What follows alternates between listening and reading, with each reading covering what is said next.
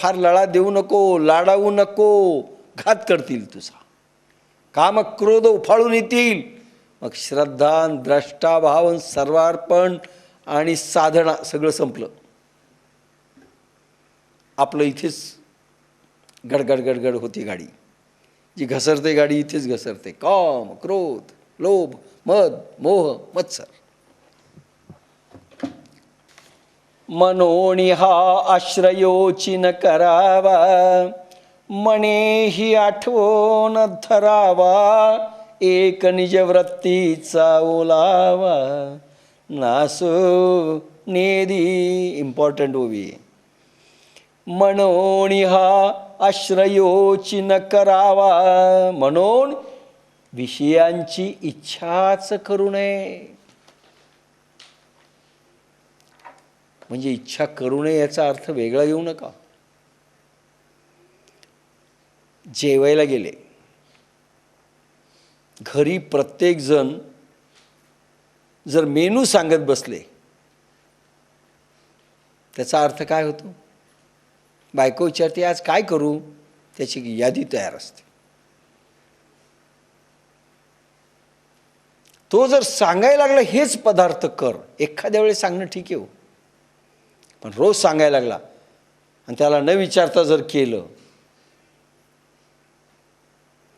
सांगायला लागला त्याचा अर्थ असा होतो की तो इच्छा करतोय. त्याची वासना जागृत होते त्या इंद्रियाची की हेच केलं पाहिजे. आज पुरणपोळ्या, उद्या काय गुलाबजामुन, परवा हे सगळं असं.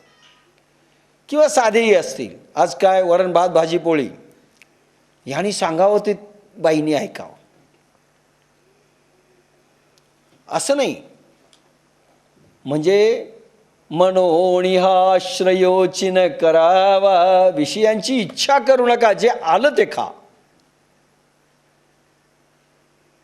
जे आलं ते खा. तुकारामांच्या जीवनातला एक प्रसंग, एक पाहुणा आला, बरोबर जेवायला बसला. मातोश्री जिजाबाईंनी त्या विसरल्या मीठ टाकण्याचं. वरणामध्ये मीठ नव्हतं. पाहुण्यांनी आधी खाल्लं आणि हेही फुरके मारून अगदी खात होते. पाहुण्याला वाटलं तुकारामांच्या घरी मीठ नसावं, मागितलं समजा नसेल तर पंचायत होईल म्हणून तो तसाच खात होता. जिजाबाईंनी विचारलं स्वयंपाक कसा झाला? बेस्ट झाला. तुकाराम म्हणतात बेस्ट झाला. हे म्हणले हे बेस्ट झालं. नवराच मागत नाही तर आपण कसं मागावं? बहुतेक नसावं. आणि जिजाबाई ज्या वेळेस जेवायला बसल्या तर मीठच नाही, आळणी. त्यावेळेस मात्र खूप नवऱ्याला पाहुण्यासमोर बोलायला लागली. समजत नाही तुम्हाला? ते म्हणाले मीठ नव्हतं का? अरे मला भान नाही. ब्रह्मानंदी लागली टाळी, कोण देहा ते सांभाळी. ब्रह्मानंदी लागली टाळी, कोण देहा ते सांभाळी. अरे चव आणि टेस्ट संपल्या. ती आळणी आहे की चांगली झाली की टेस्टी आहे की नाही आहे, भावच संपले. म्हणून मागू नका, मागणी करू नका. जे आलं ते खा, चालतं. कारण गरज आहे. गरज असणं वेगळं आणि मागणं वेगळं. मागणं म्हणजे आसक्ती आहे आणि आलं ते खाणं ही गरज आहे. म्हणून आसक्तीला विरोध आहे. एखाद्या वेळेस ठीक आहे हो, हा पाहुण्याच्या निमित्ताने आपण आसक्ती करू शकतो. आपल्याला खायचा पदार्थ कर, भजे कर, भजे कांद्याचे. नाही तर असाच पाहुणा बोलवायचा की ज्याला कांद्याचे भजे आवडतात. म्हणजे असा आसक्तीचा भाग नको. पण गरज, इंद्रियांना पुष्ट करायचं आहे, इंद्रियांना ऊर्जा निर्मित करायची इंद्रियामधून आणि जीव जगवायचा आहे, त्यासाठी आवश्यक ते केलं पाहिजे. हे खरं आहे. मग कदाचित कॅलरीज निर्माण दृष्टी नसतील, गांजर खाल्लं पाहिजे, काय काय खाल्लं पाहिजे, काकडी खाल्ली पाहिजे, कच्च्या भाज्या खाल्ल्या पाहिजे, ठीक आहे, ते सांगा. ती आसक्ती नाही आहे, ती गरज आहे. मग गरज असणं वेगळं, आसक्ती असणं वेगळं.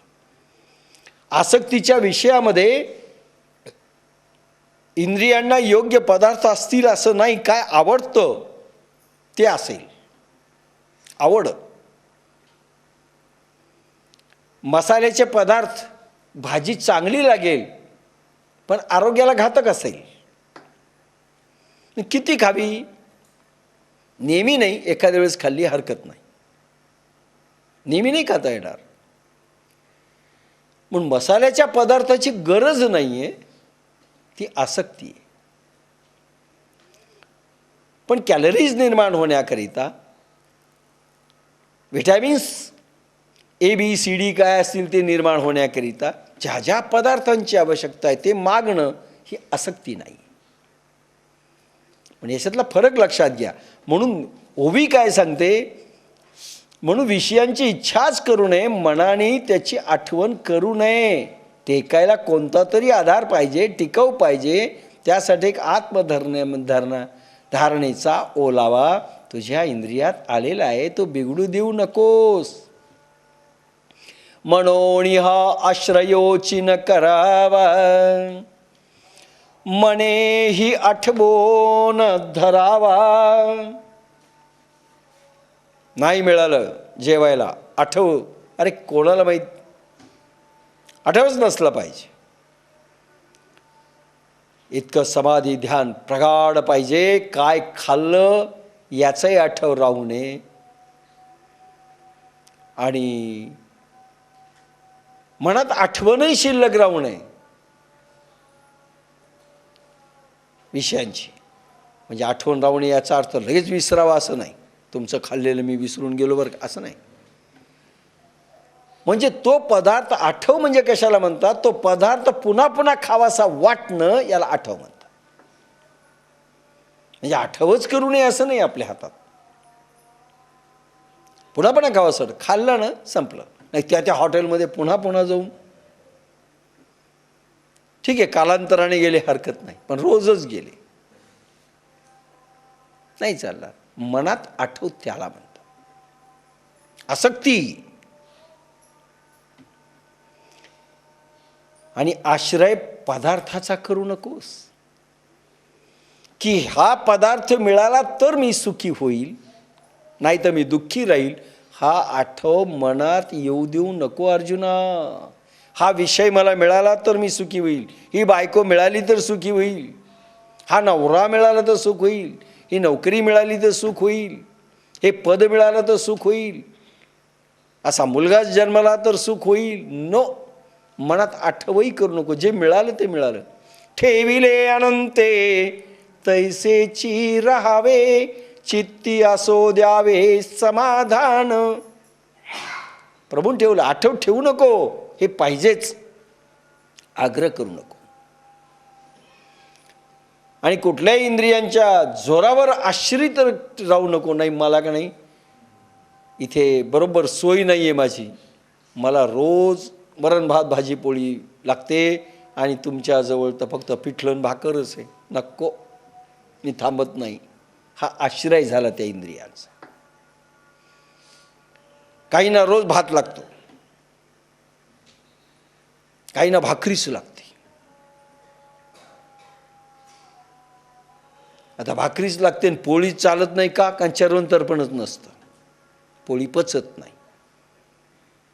भाकरी पचते असं नाही, पण दगडापेक्षा इट मऊ, थोडी पचून जाते.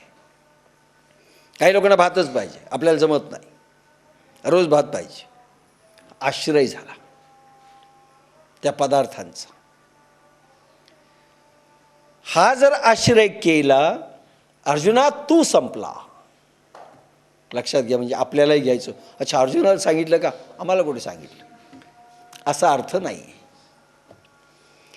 मने ही आठवण धरावा, मला मिळालं नाही याची खंत बाळगू नका.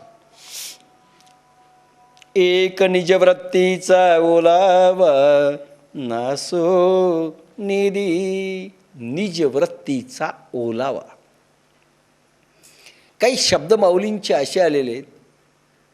एका ओवीमध्ये एक शब्द येतोय, ज्ञानाची ओत पली पडली. ओत पली ज्ञानाची. अतिशय सुंदर शब्द आहे. तोच भाव इथे वापरलेला आहे. इतकी कोमलता आहे. ज्ञानाची ओतपली. कोवळं ऊन ज्ञानाचं, प्रखर ऊन नाही, दुपारचं मे महिन्यातलं 12 वाजताचं ऊन नाही आहे. सकाळचं नेमकाच सूर्य उदय होतोय, तो प्रकाश पडला. ओतपली, ज्याच्यामध्ये जीव गुदमरत नाही, चटके बसत नाही, पण सुंदर असं वाटतं की वा वा, हा प्रकाश. विशेषतः थंडीच्या दिवसामध्ये जर सूर्याचं कोवळं ऊन पडलं, त्या उन्हामध्ये बसू वाटतं. ज्ञानाची ओतपली पडली असे शब्द आहेत. इथे काय म्हटलं, एक निजवृत्तीचा ओलावा. निजवृत्ती, निज म्हणजे आत्मा, निज म्हणजे स्वतः, स्वतः म्हणजे आत्मा. आत्म्याचा ओलावा, आत्म्याच्या वृत्तीचा ओलावा.